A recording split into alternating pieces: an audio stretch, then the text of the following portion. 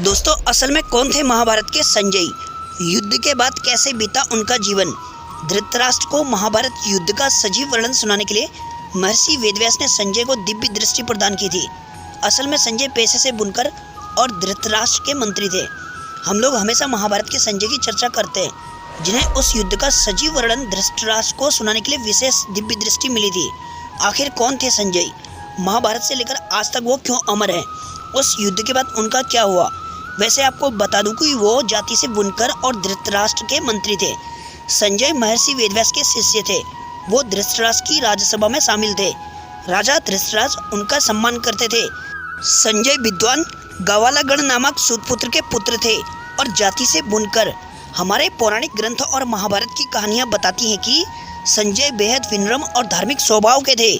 संजय को धृतराष्ट्र ने महाभारत युद्ध से ठीक पहले पांडवों के पास बातचीत करने के लिए भेजा था। वहां से आकर उन्होंने धृतराष्ट्र को युधिष्ठिर का संदेश सुनाया। वह श्री कृष्ण के परम भक्त थे।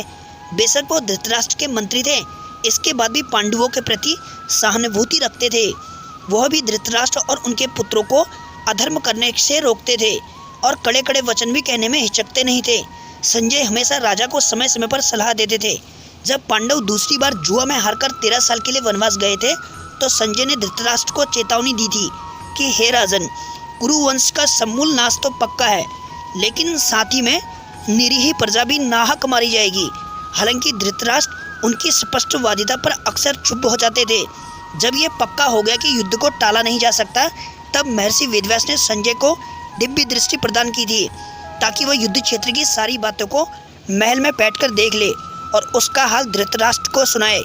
इसके बाद संजय ने नेत्रहीन धृतराष्ट्र को महाभारत युद्ध का हर अंश सुनाया। संजय के बारे में कहा जाता है कि वो यदाकदा युद्ध में भी शामिल होते थे। युद्ध के बाद महर्षि वेदव्यास द्वारा दी गई दिव्य दृष्टि भी नष्ट हो गई थी। श्री कृष्ण का विराट स्वरूप जो केवल अर्जुन को ही दिखाई दे रहा था, संजय ने भी उसे दिव्य दृष्टि से देखा था। संजय को दिव्य दृष्टि मिलने का कोई वैज्ञानिक आधार महाभारत या बाद के ग्रंथों में नहीं मिलता है। इसे महर्षि वेदव्यास का चमत्कार ही माना जाता है। गीता पर कालांतर में लिखी गई कई टीकाओं पर इस विषय में कोई ठोस समाधान नहीं दिए गए हैं। महाभारत युद्ध के बाद कई सालों तक संजय युधिष्ठिर के राज्य में रहे हैं। इसके बाद वो धृतराष्ट्र, गांधारी और कुंती के साथ संन्यास लेकर चले गए थे।